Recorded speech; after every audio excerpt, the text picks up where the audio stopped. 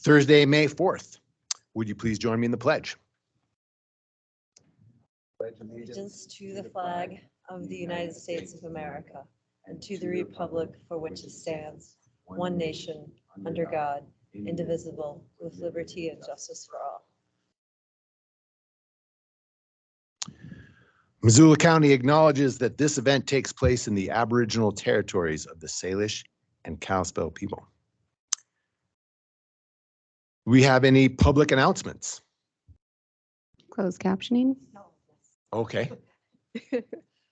Do you want to expand on that at all, or do you feel like?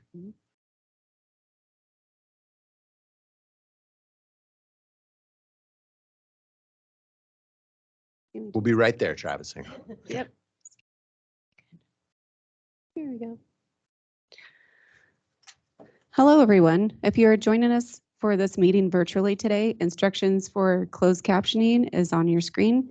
If you are joining us in person, we'll have closed captioning on all the screens here in the Sophie and Louise room. And we also have assisted listening devices available. Please come to me if you would like an assisted listening device, and we will get one for you. We ask that all speakers today please remember to speak slowly and clearly during the meeting. This helps the accuracy of the closed captioning. There will be multiple chances during the meeting for public comment virtually. During those times, if you would like to speak, we ask that you use the raise hand feature. If you are on Microsoft Teams, this is the small hand button. If you are calling in on the phone, you will need to hit *5 to raise your hand. Then once called on, you will need to hit the *6 to unmute. If you have any questions or concerns, please find me during the meeting and let me know. Thanks, Joe. Travis. Oh, there. Okay. So sorry. Yeah, Travis Mateer, Missoula resident. Just wanted to sort of. We just got to follow our little protocol. I'm sorry. You're totally welcome to speak. That's right. Yeah, do that. I'll call you up. Thanks for your patience. Okay, so first we have two proclamations. So I'll read one and then read one. Okay, we'll just go in the order that they're listed. All right. Whereas Missoula County and the city of Missoula join an international effort to heighten awareness in Montana, the Great Plains region, and the United States for murdered and missing Indigenous women. And whereas there is not a comprehensive estimate of Indigenous women who are missing and murdered in the United States, but many factors contribute to the crisis, such as fear, stigma, legal barriers, racism, sexism, and the devastating levels of violence in the U.S. And whereas Native Americans are 2.5 times more likely to experience sexual assault crimes compared to all other races, and 1 in 3 Indigenous women report having been raped during her lifetime. And whereas 39% are victims of domestic violence, and most violence against Indigenous women is perpetrated by non-Native men, except in rural Alaska villages. And whereas Native Americans are 4 times more likely to go missing in Montana than other demographics, and Montana is among the top 5 states for missing and murdered Indigenous women. And whereas Indigenous women are murdered at 10 times the rate of other ethnicities, and murder is the 3rd leading cause of death for Indigenous women, and whereas for more than 20 years, there have been awareness-raising efforts in Canada, and Murdered and Missing Indigenous Women Awareness Day seeks to build support by increasing awareness in the United States. Now, therefore, we, the Missoula Board of County Commissioners and the Mayor of the City of Missoula, do hereby proclaim Friday, May 5th, 2023 as Murdered and Missing Indigenous Women Awareness Day. And second proclamation, this is whereas, and it's smoky outside. Whereas Western Montana is becoming increasingly susceptible to extreme wildfire conditions, resulting in an elevated risk to our communities, landscapes, and responders. And whereas wildfires in Montana are routinely increasing in size, severity, and duration, resulting in an increased need for communities to adapt to fire while promoting safe and effective responses to wildfire and restoring fire-resilient landscapes. And whereas wildfires are a natural part of Western Montana's ecological processes and are critical to a healthy ecosystem. However, the negative impacts of wildfires can be minimized through routine mitigation activities. And whereas Missoula County residents must be encouraged to participate in these activities to better prepare their homes and community to survive wildfire and reduce the burden on our firefighting resources. And whereas local, state, and federal agencies are working in partnership with nonprofit and forestry organizations in Missoula County to increase awareness and provide resources on how to be wildfire ready. Now, therefore, we, the Missoula Board of County Commissioners in the state of Montana, do hereby proclaim the month of May as Wildfire Preparedness Month in Missoula County as a means for education and a call to action for residents and communities to reduce their wildfire risk and to collectively become more wildfire adapted by learning to live with wildfire.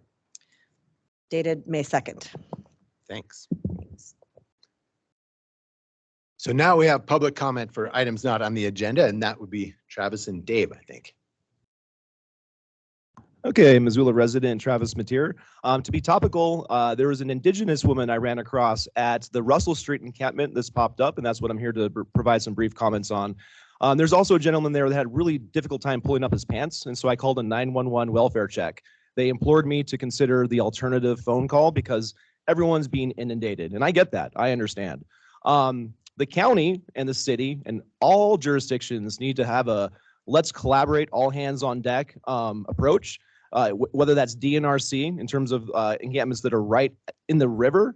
Currently, there's a latrine now underwater, and that tent that's still up there of the individual who I've been tracking who assaulted two MDT staff last September, who has a 2-story meth shack that I spent $1,200 to remove of my personal money.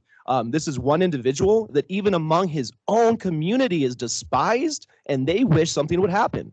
Now, I'm not encouraging vigilante justice, but something will happen at some point when even the people having under the Russell Bridge a little, food kitchen area, it's going to become more and more of a problem. So I encourage all jurisdictions, as I've been talking with anyone and everyone about what I might be able to do. There was a West Broadway Island cleanup that was done by volunteers. This is not necessarily supported by any nonprofit or agency. We were out there anyways, and I used my 7 years of experience working at the Poverello Center to have conversations with people living out there so that everyone felt like they were a part of the cleanup. I had some amazing conversations. The Poverello Center is referred to as the duck pond. I can tell you about that later. But there was some really good information I was able to ascertain, and the volunteers felt good that they weren't displacing active encampments, even though some of these active encampments need to be cleaned up and moved. So thank you. I encourage you, all jurisdictions, all hands on deck. Thanks, Thanks. Travis. Dave.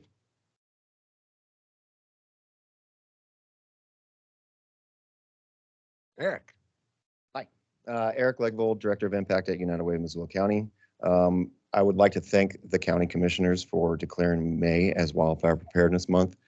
As a community, we know that we live at the crossroads where wildfire impacts our community directly with education, financial stability, and health. And I just want to commend you for that. And I really appreciate it. It is a difficult process living in wildfire country, but we can learn to live with it, and we can learn how to manage it and mitigate the risk. Thank you. Thanks for your work, Eric. Mr. Everingham.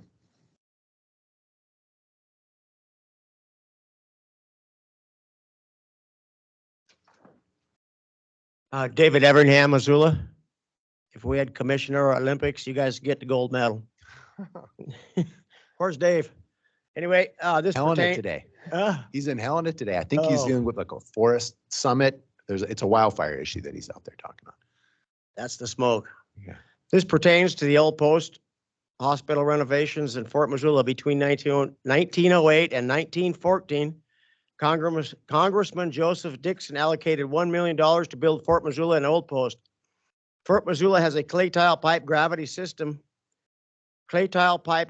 sewer system, which drains to a main 10 feet away from a tributary of the Bitterroot River on a 50-degree slope. This is a riparian area below the Old Post. The entire Fort Missoula area has 109-year-old clay tile sewer pipes with a 50-year life expectancy. At the end of this sewer system, by the river at the corner of Lieutenant Moss Road and General Foster Avenue, is the pumping grinder station. This pumps sewage through a force main installed at the same time. It is a 4-inch clay tile pipe and runs below the sewer main at about river level. That's a guesstimation. They really don't have a tracer wire on it. It's hard to locate. Then it goes behind Old Post. through a private country club golf course through Larchmont Golf Course and ties into reserve sewer at Dixon. This is a ticking time bomb. Huge trees have grown on top of the sewer main by the river. The city has to grind the roots on a regular basis to keep it clear. Thus, raw sewage is leaking into the Bitterroot River, an EPA federal and state violation. That's a possibility. That hasn't been proven yet. It is on a steep slope of shifting soil, and the rigid clay pipe can shift and leak. The manholes are brick and are caving in. They are irreparable. The force main probably leaks too, but that will green up the golf course. All of the water mains in the fort area are very old and made of cast iron. This is 1 foot away from the old post. There is one. These pipes joints were typically lead packed and designed to last 50 to 100 years. Leaky sewer mains, leaky water mains, and lead lead to contamination. The water at the fort needs to be rigorously tested by city and county health departments before anyone gets sick or lead poisoned. Same goes for the, let's see, there are two old sewer mains running through Old Post private property that would be under Max Wolf's proposed condos along the 4-inch with a 4-inch water main. There's not enough water at that point for fire mitigation. The hydrogen sulfide odor by the Old Post from a manhole is awful. WG Engineering, Max Wolf, and David Gray, developers of the Old Post Hospital renovations and new construction, were voted down last night by the Historic Preservation Board for the third and final time. They are done. I filed complaints with state and county DEQ against the city of Missoula for possible sewer and water contamination, Bitterroot River. I'm puzzled by the fact that WGM Engineering does contract work with Missoula, the city, Scott Street brownfield sampling last fall, and also tries to sell multi-million-dollar developments to the city. Hospital, Old Post Hospital. This is a major conflict of interest. To the point, maybe the district attorney could investigate. Developers, WGM, DGA architects, and everybody else, hands off our open space. Thank you. Thanks, David. Thanks a lot. We have any other public comment? All right, thanks. Our current claims list, claims received as of April 18th, 2023 to April 21st, 2022 by the Commissioner's Office total $1,225,649.13. Today we have 2 hearings. The first one is on countywide zoning for cannabis-related uses, and Karen and Jenny will present.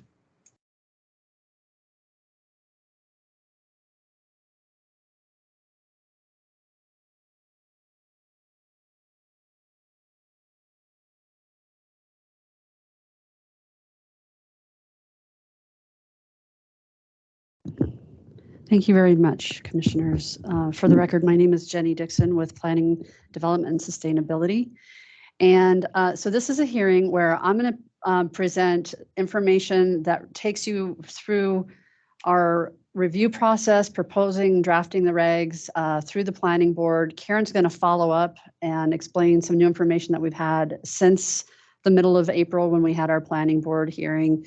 And I have the recommended motion from the Planning Board, but of course we have an option of not making a motion today. We'll leave that to you to decide at the conclusion of this hearing. So let me just get started. The area of application for these proposed regulations relative to cannabis dispensaries and cannabis cultivation apply in the unzoned, what we call the unzoned portions of Missoula County, shown in the green. The white donut hole is the zoned portion of Missoula County, which you actually just adopted last summer, zoning regulations for that area. Little pockets of white in the green are what we call Part 1 zoning districts. They operate under a completely different section of law and are not part of this proposal either. And then, of course, the gray in the very center is the city limits, and these regulations would not apply in the city or in the white zoned areas. So we're looking at the hinterlands, the outer reaches of the county. For regulations for dispensaries, pretty limited in terms of the number of regulations we're proposing. For dispensaries, we're just proposing one standard, which is to have a separation from door to door between dispensaries of 500 feet. As it states on the slide here, that the whole point of that is to create and maintain a diversity of commercial areas and not the proliferation that we see or perceive with dispensaries. So, and the second proposal is energy efficiency standards, where we offer two options. One is to use grow lights from the qualified horticultural lighting products list put out by the Design Lights Consortium. And there are about 1,000 different lights on that list. It's a standard that's used in other parts of the country for grow operations to make sure that they are helping to achieve energy efficiency in a cannabis cultivation operation. We also offered another option, which is to use 100% renewable electricity. And our climate action program manager has done significant work and research on how that would apply here. I think Karen might be able to also speak a little bit to that. The goal of this, of course, is to continue to help Missoula County reach its climate action goals that are adopted in our land use and energy policy documents. So this slide is simply to show, relatively speaking, the amount of energy cannabis cultivation tends to use, primarily due to lights, but there are other factors that contribute to their high energy consumption, such as humidification and cooling, and then the lighting. And as you can see here, cannabis cultivation uses 7 times more electricity per square foot than the average commercial facility. It is not anywhere on the scale of cryptocurrency, which we've taken a look at in the past, but it is a high energy user that we felt might warrant some additional standards, at least when we drafted this before we got some new information. Ultimately, the goals of the proposed zoning is to provide safe, diverse, and active streetscapes, meet our clean energy and sustainability goals, and foster long-term success for cannabis-related businesses. The Missoula County Voice had a post on it since early March, and we did get a few comments about this proposal. 3 of them are in support of the actions recommended to adopt those 2 standards I was telling you about. One of them had concerns from an existing dispensary cultivator in Frenchtown. We did respond to him and to answer questions, have not heard back yet, but he did have concerns about this proposal, particularly relative to the energy piece of it. We reached out to over 800 people and also the Montana Cannabis Guild, just trying to make sure the word was out, and we didn't get very much response back. So I would like to just let you know that the planning board did have a public hearing on this April 18, voted 9-0 to recommend adoption of the zoning regulations as proposed by staff. Today, of course, we're having our second hearing, and I think at this point I'll turn it over to Karen to provide any new information that I have been out of the office a bit, so I'm not fully up to speed on that, and she can share what she knows about the energy component of this proposal. Good afternoon, commissioners and members of the public. I'm Karen Hughes with Planning, Development, and Sustainability. There's 2 pieces of new information that we'd like you to consider, and probably what we'd recommend based on this information is that you consider opening the hearing today and collecting public comment, and then leaving it open until May 25th, which is one of your regular meeting dates. So the 2 key pieces of information, one is there's a relatively recent court case, the California Restaurant Association versus the City of Berkeley. It's in the 9th Circuit, so it affects us. There's very likely is going to go through a judicial review, so it's not finished yet, but it caused us to question the LED lighting provisions in the energy provisions of the cannabis zoning regulations. So that's one piece that we think warrants a pause. That the timeline may not meet that process, but giving us until May 25th at least gives us a little bit of a period of time to also consider the fact that House Bill 128 appeared to have passed both the Senate and the House, and it's on its way to the governor's desk. In the flurry of the final activity, we don't know how long it will take them to finish all the signing, so we don't know for sure. We don't have any reason to think it wouldn't be approved by the governor. It would be kind of surprising, I think, if it wasn't, but we don't know. What that bill does is these regulations are designed to get us to the July 1st date when new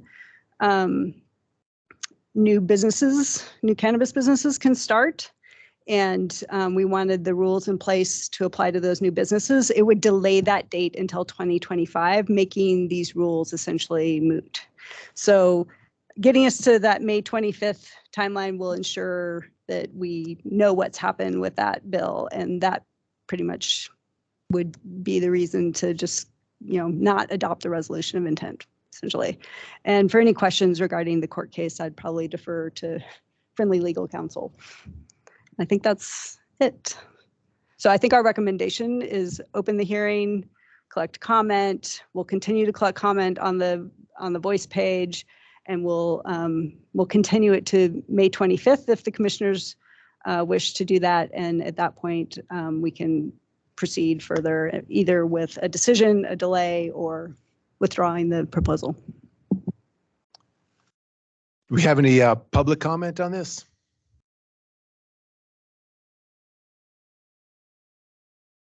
Hi there. My name is Brandon Madland, for the record. I am a marijuana owner in Missoula County. It just happens to be like we are victims of timings. You guys may or may not know, April 18th was 2 days before the busiest marijuana day in the entire country. So I know that a lot of us had good intentions on being there, but as people in the consumer industries, Black Friday used to be the most important day of the world. So again, my name is Brandon. I'd like to speak to a couple things there. I am also a board member of the MTCIA, which is an active participant in the marijuana, the sculpting of the laws, regulations, how to maneuver that. So if you guys would like today, I could speak on what House Bill 128, the ramifications and what that looks like. Great. First of all, I want to make it known that regulation is necessary. It's necessary for, to keep moving forward in things. I always, though, as being born and raised in Montana, regulation never stops at the first step.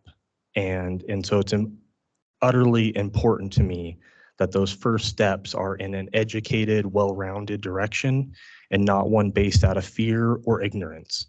So today I'd like to talk about that. The first part of cannabis cultivation, well, I guess I'll talk to dispensaries have no impact on this. They are just a mercantile, people come, people go. There's no energy problems. There's no degradation of the systems. It's a simple in and out. Cultivation facilities up until probably about 5 years ago, were pretty primitive. The thing about going from a quote unquote drug dealer to a business owner, that change has only happened in the last decade. So with that comes the learning curves of what's next.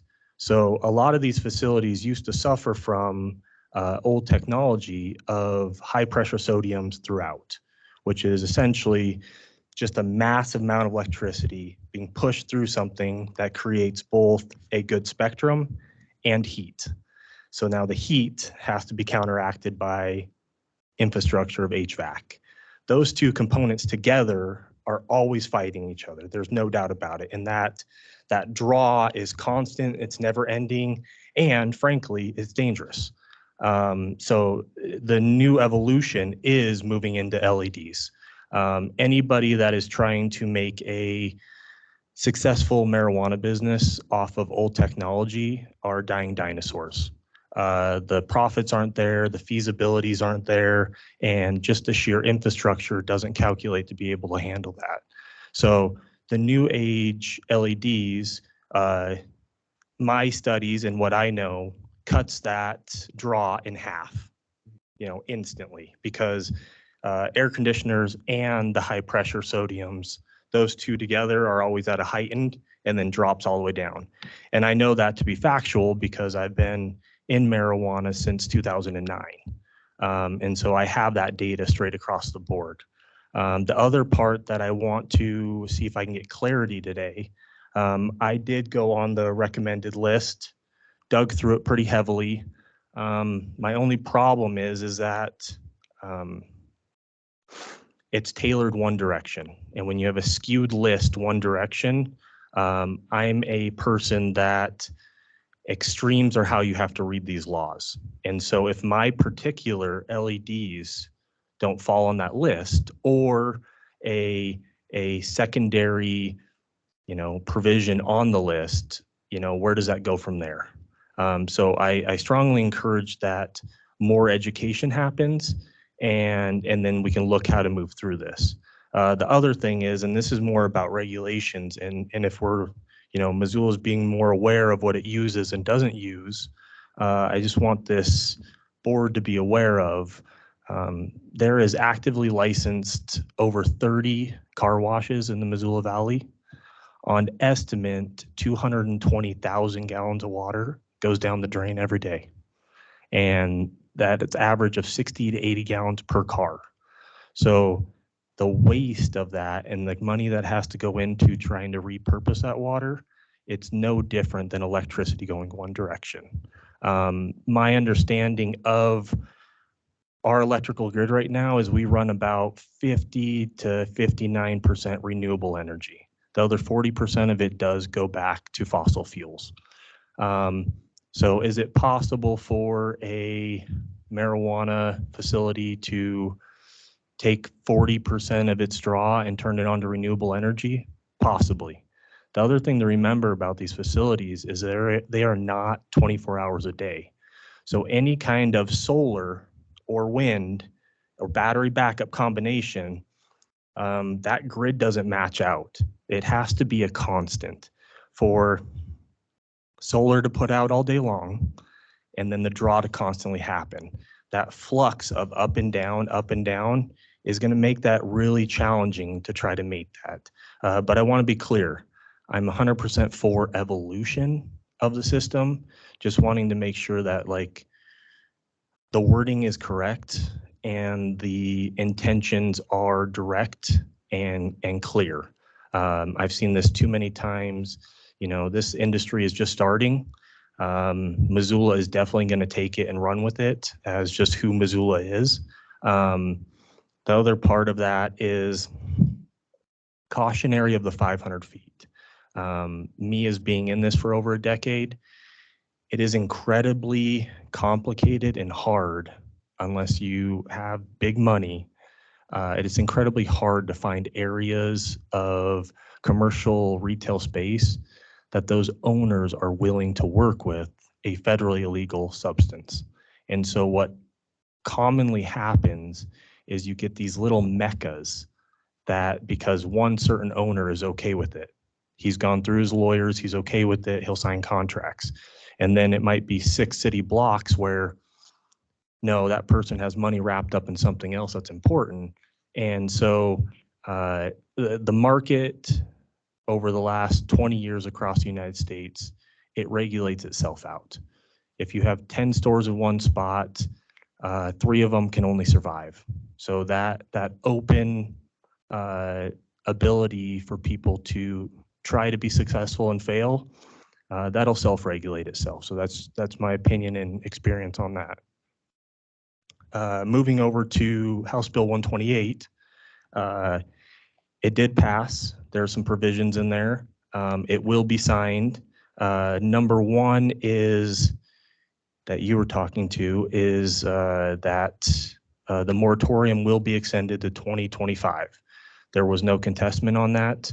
The marijuana industry is already saturated, too much production, not enough people in Montana. So that's going to halt that. But the reality is that the people that are here, they have to keep investing and they have to keep getting more stores in order to offset the decline of the market. So somebody that owns a store isn't going to put another one up in Missoula. They're going to find the outskirts of it, and they're going to do that. The other part of House Bill 128 that will affect the system is they implemented a $5,000 per dispensary increase. So that's compounding, 5,000 for the first one, 10 for the second one, 15. I know that there's one provider in the state that it'll cost him almost $2 million to renew his licenses. So again, like the market will regulate itself. And so I'm hesitant to say that Missoula is trying to get ahead of what may come, and in return, just cause another problem onto the industry that maybe isn't necessary right now. Can I ask if there's any questions or anything else Yeah, I can help thanks. with? Yeah. Okay, is there anything else or anything I can? Brandon, the last one you just mentioned, is that the design or the intent of that was to prevent like a monopoly, or what? Yeah, Explain that. So I mean, I'm not going to speculate on the intentions. I mean, we all know, 28% overproduction happened and was reported last year, and that's rough. I mean, all I have is actual tonnage. And then this year, that was only with 43% of what was licensed in production. So you can see that model is already, trending. We just have to, my assumption is exactly that, holding away a monopoly, because if there's that many that exist, slowing the growth. I think across the state, legislation, local government, counties, it's offsetting, maybe a big problem. And I think a lot of that is just fear-based. Nobody knows what it's going to look like. 100 wagons full of stuff showing up in little neighborhoods and growing. The county has already done a great job of meshing building, DEQ, public, and we already are on a good track. But that's where I'm always cautionary. Overregulation leads to the small people that started it, not being able to be feasible at 7.5% profit. Somebody that has 30 dispensaries, 4% still looks pretty good. But I'm a Montanan, I want to support local businesses, and the local businesses like mine are the reason that this tax revenue stream is possible. So if there's any other questions or future things that I can offer, please let me know. Just had one thing, just make sure I understand it right. It sounds like one of the issues you have with the LED provision here is that there's a list, and that there could possibly be LED lights that actually meet the goal of reduced energy consumption but aren't on the list. Is that correct? Yeah, of course. Yeah, exactly. And so whenever there's a vague or a not fine printed thing, people can exploit that both ways, right? It can be used as, no, we don't want this business here. This is the way we're reading it. And it also can be used as, well, it's in between those two things, so I'm going to exploit it. There has to be a way of just simply doing, how many watts per square foot of the grow, and that can be quantified down to a reasonable number that is both energy efficient and still being able to produce a wanted marketable product. Great. So Brendan, if you wouldn't mind, and I really appreciate the education you provided us here today. Yes. Would you put some of that language in a note and send it to Karen so we have it about square wattage and square footage? And I'm just going to guess that if this law is signed, this whole thing goes away for a couple of years. We're not going to do anything for a couple of years, but that we would have that language on hand for when we address this in the future would be great. Yeah, absolutely. I get the information, be able for that. And thanks for taking the time to come talk to us. Yeah, today. thank you guys for being here. I also, just to help answer a question that Sure. Brandon brought up, really great testimony. Thank you. I learned a lot as well.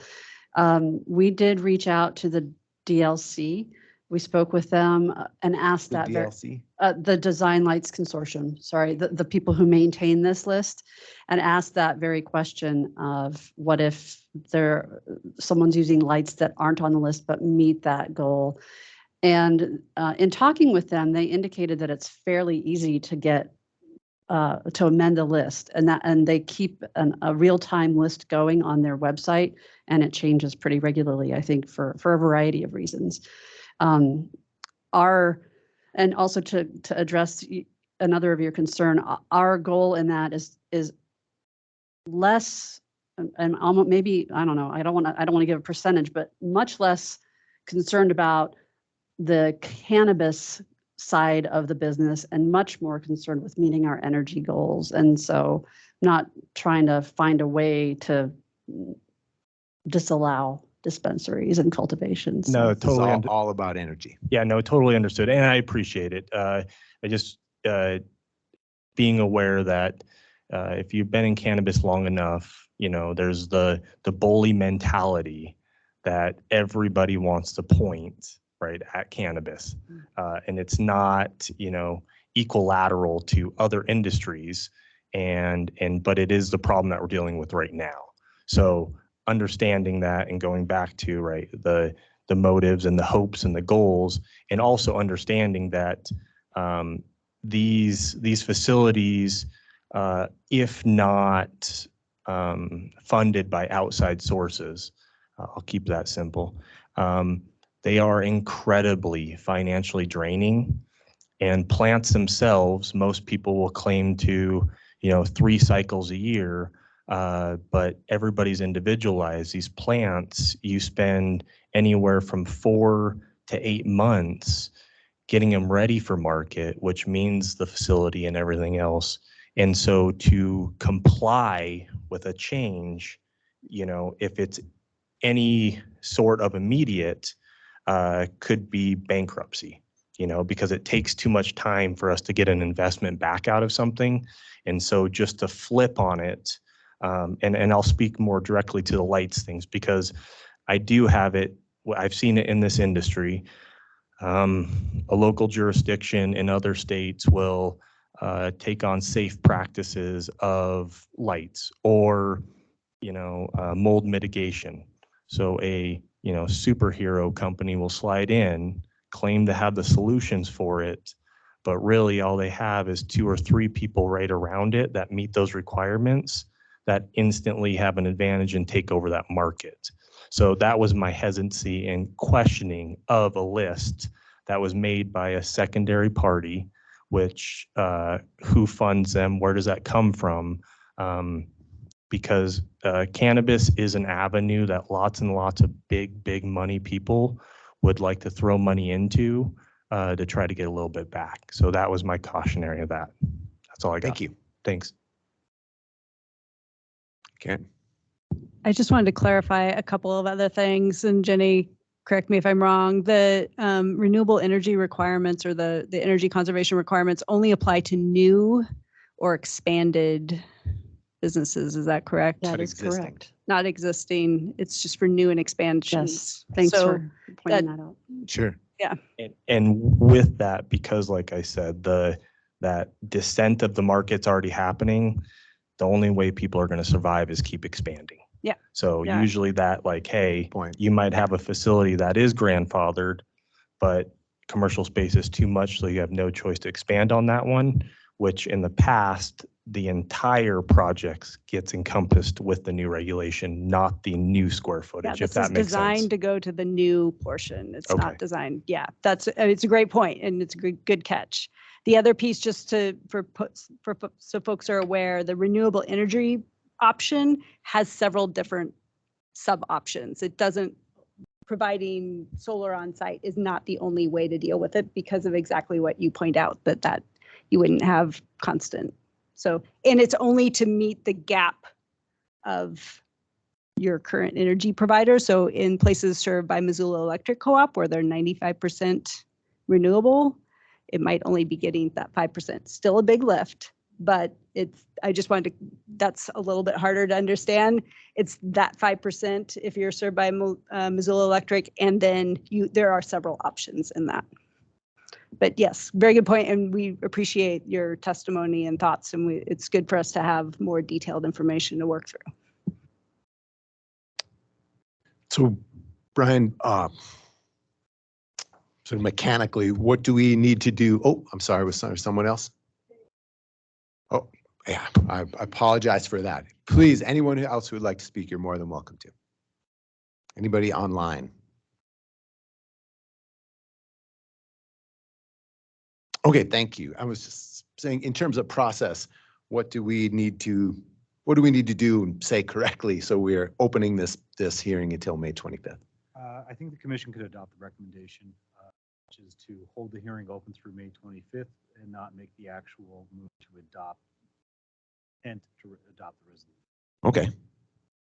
I will make that motion to open this hearing till May 25th. Any public comment on that motion? All right, all in favor? Aye. So we'll keep it open till May 25th. We'll see what happens and we'll revisit. And Brandon, thanks so much for all the information. And please come back May 25th if you have time. Okay, our next hearing is a petition to alter a portion of Lower Miller Creek Road. I am filling in for Karen today. Good afternoon, commissioners. Sam Scott with the Clerk and Recorder's Office.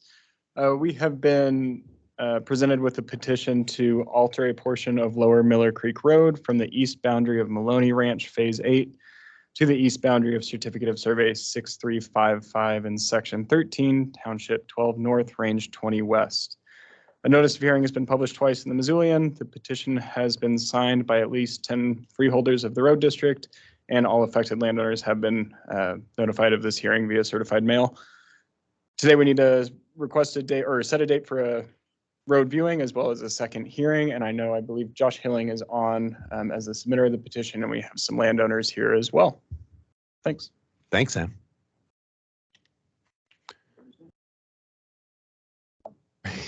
So Steve, do you remember whose turn it is?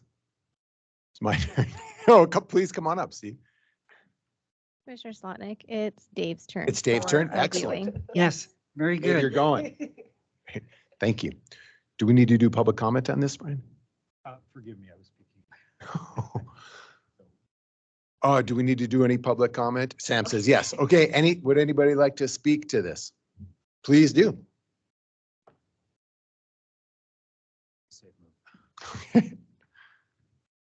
Hi, I'm Deb Hoagland, and I'm owner of the Track 4 on the COS 6355.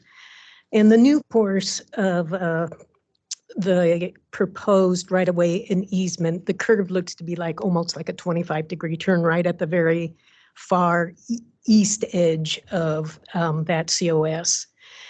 And I think that it should occur further west of that position and closer to the city boundary.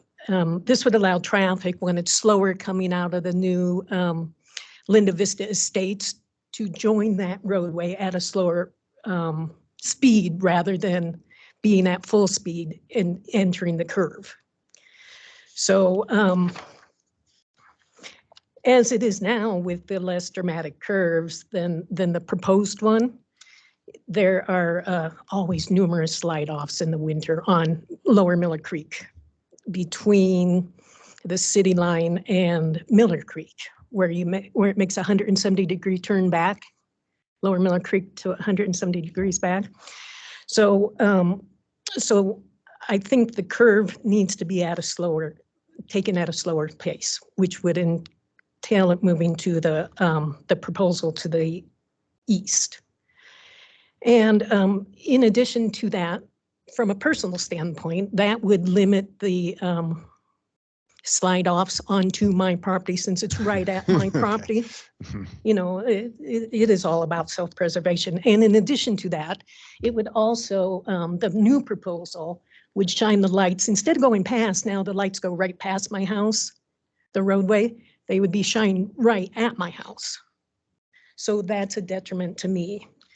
And while we're talking about it anyways, with the, when school buses come on Miller Creek and make the right or eastbound turn onto Lower Miller Creek, right now, there's not even enough room for them to make a turn safely. They always have to go into the left lane head on.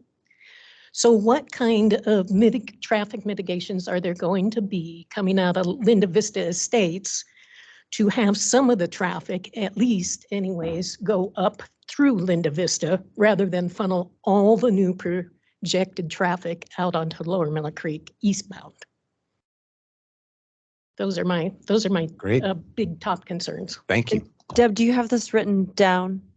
I do, but it's not very legible, but I can rewrite it. Could, or Would you mind typing it up and sending it? I would be happy to. Thank you very much for that. And just a process question here. Could we ask Shane to accompany Steve on the road viewing, given that this is not so much about giving up a right of way, but it's around traffic alteration, and given that Shane is a traffic engineer and knows that world really well? So we could ask Shane to do that. Thank you. Okay. Is that good with you, Steve, to accompany you? Thank you. We'll do that. Do we have any other comment on this? Folks are welcome to say something if you like.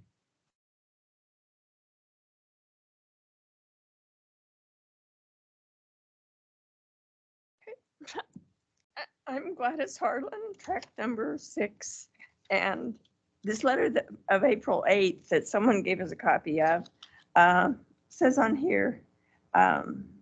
Gladys, can you bend the microphone a little closer to you? Great.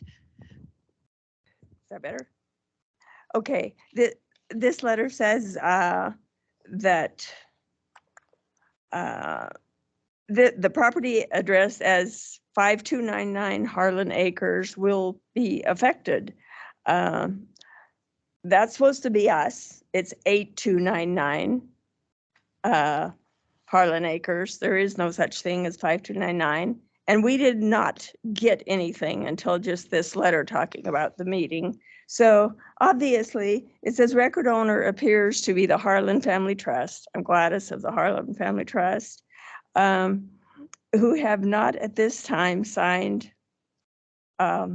in consent of this petition. Well, of course we didn't if we wanted to, because we didn't get it. And then I just wanted to say that the Harlans, I think they homesteaded up there in 1928 or even before. They moved there in 1928, I know. And so I don't think there should be any changes on the Harlan and Harlan relatives property. And it looked to us like maybe they were planning to put some kind of a trail across there on our property. I don't think that should happen. Thank you. Thank you.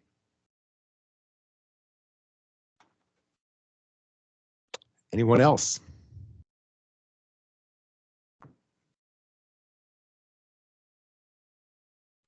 I am Renee Biggert, daughter of the Harlans, and we live on the property, built a house, bought 5 more acres when Dwight was purchasing. But so yeah, we are concerned about all the growth and changes, of course, of Miller Creek, because I've grown up out there since there was nothing, and don't love change, but I know it's inevitable. But so at this point, my goal is to get information, and it seems like it's not coming from the source, from Dwight's. He brings out very sketchy drawings and is not filling us in as homeowners. So my request is put stuff in writing, get it to the homeowners, and to know what's going on, because yes, there is saying that there's a 66-foot easement going through my property and their property. That's for Bitterroot, Bitterroot High Water Road per 1871 petition. And there was nothing ever said about anything like that happening. And I mean, we purchased the extra acreage in hopes that my children, if they wanted to, could build a home on the property that we grew up on. And now if there's going to be a road going through there and it's right in front of their garage where the heavy equipment tractors come out of, I mean, I think it would be like right butt up to where their garage by what this drawing shows. But just need more information. Thank you. I'm Steve Nide from the County Surveyor's Office. You are entirely welcome to come to the viewing that will take place on site. And at that point, you can ask questions. And if those questions aren't answered, we'll seek the answer for you. I am hopeful that the lead petitioner, his representative, Josh Hilling, would also attend. And maybe provide you with some information that you're currently lacking. As for the High Water Road, it has a long history, 1871. It was there. It was used for a short period of time. It's so old that there's no evidence on the ground anymore that it exists, but the legal right-of-way still exists. If this petition is passed, it would remove that burden and move it over to the north, away from your property. So I think that's a benefit. But mostly what I wanted to just welcome you to attend the viewing and ask your questions. And for any of the neighbors out there, same applies. Thank you, Steve. Do we have a date or when is the viewing? We're about to set one. Yeah. Okay, sorry, I wasn't sure if I had missed that. Thank you. Here, Deb, come up so we can capture it. Otherwise, we can't hear you. Can I just ask, Steve, when you said the neighbors are welcome, it's so sparse out there. So like what I don't understand, just looking at this, because obviously I'm not this type of map person, but is this the easement that when you say we're going to remove the burden, does that mean do away with that and that they won't have a worry? And so this whole thing will be removed. It'll be moved up to where they're proposing to put it. And when you say proposing to put it, does that mean proposing with the new easement that's being proposed? Correct. Or an additional? No, the new easement. And when I say neighbors, I actually mean any member of the public. So invite your friends, invite your neighbors. Anyone is welcome to come and attend and voice their opinion. It's an open public event. It's an open public event, but how do people outside of the immediate adjacent property owners get notified other than the Missoulian? Is there I mean, other than the people that were contacted directly by the clerk and recorder's office because they are directly affected, then you just have to pay attention or get word from your friends. Okay. All right. Thank you. Quick question for you before you leave. I'm Dave Biggert. You said that you were going to move that easement to the north. Are you talking north our property where the road's going to be moved or? You're right here? Yes, I'm north of the Harlan Trust. So this old ancient right-of-way, which you wouldn't be able to find, gets moved up to where they're proposing the new right-of-way to be. Okay, so that would be north of our property. Correct. Okay, thank you, sir.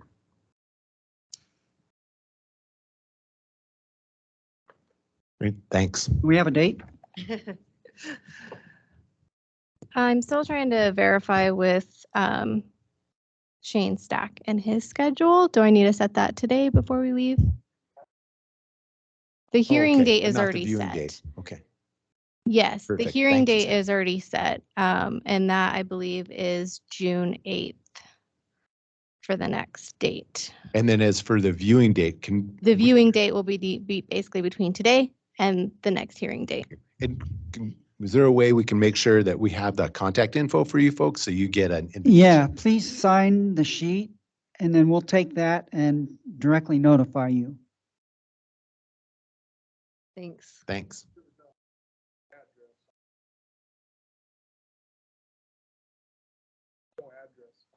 A phone number or email, either way, we'll get word to If you. you would, one of would those you ways. rather a snail mail? Do you want a mailing or would you rather have a phone call or an email? Mailing? Really? That costs taxpayer money for stamps. Okay, we'll do the mailing. And your name again? Deb?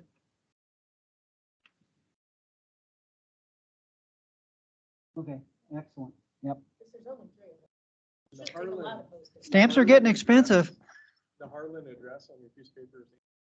But Sam wrote it down. I saw him writing the real address, so we're good. You got that? So it Okay, did, yeah, when we figure out the date and time and place, we'll let you know. so I do want to reiterate one thing. This did not come from the county.